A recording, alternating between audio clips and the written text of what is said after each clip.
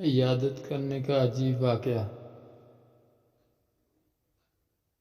حضرت عبداللہ بن مبارک رحمہ اللہ تعالیٰ کا واقعہ لکھا ہے کہ جب آپ مرض وفات میں تھے، لوگ آپ کی عیادت کرنے کے لیے آنے لگے۔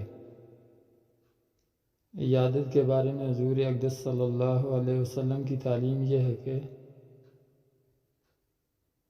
یعنی تم میں سے جو شخص کسی بیمار کی عیادت کرنے جائے تو اس کو چاہیے کہ وہ ہلکی پھلکی عیادت کرے، بیمار کے پاس زیادہ دیر نہ بیٹھے، کیونکہ بعض اوقات مریض کو خلوت کی ضرورت ہوتی ہے اور لوگوں کی موجودگی میں وہ اپنا کام بے تکلفی سے انجام نہیں دے سکتا، اس لیے مختصر عیادت کر کے چلے آؤ اور اس کو راحت پہنچاؤ، تکلیف مت پہنچاؤ۔ بہرحال حضرت عبداللہ بن مبارک رحمہ اللہ تعالیٰ بستر پر لیٹے ہوئے تھے، ایک صاحب عیادت کے لیے آ کر بیٹھ گئے اور ایسے جم کر بیٹھے کہ اٹھنے کا نام ہی نہیں لیتے تھے، اور بہت سے لوگ عیادت کے لیے آتے رہے اور مختصر ملاقات کر کے جاتے رہے، مگر وہ صاحب بیٹھے رہے، نہ اٹھے۔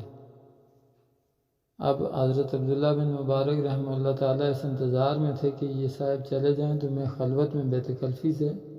اپنی ضروریات کے کچھ کام کر لوں، مگر خود سے اس کو چلے جانے کا کہنا مناسب نہیں سمجھتے تھے۔ جب کافی دیر گزر گئی، وہ اللہ کا بندہ اٹھنے کا نام ہی نہیں لے رہا،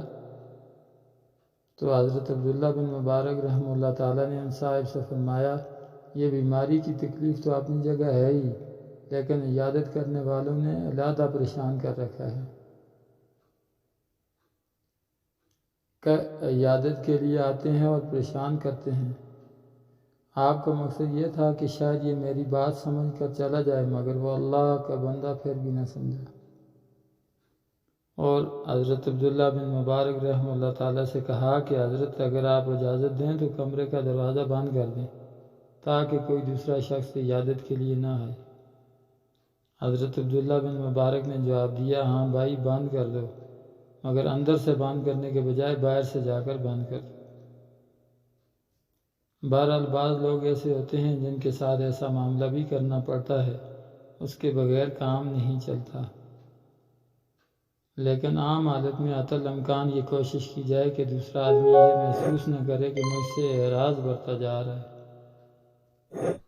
اللہ تعالیٰ اپنی رحمت سے ہم سب کو ان سنتوں پر عمل کرنے کی توفیق عطا فرمائے۔ ویڈیو پسند آئے تو لائک کریں، چینل پر نئے ہیں تو چینل کو سبسکرائب کر لیں اور گھنٹی کے بٹن پر کلک کریں تاکہ نئے آنے والی ویڈیو آپ تک آسانی سے پہنچتی رہے۔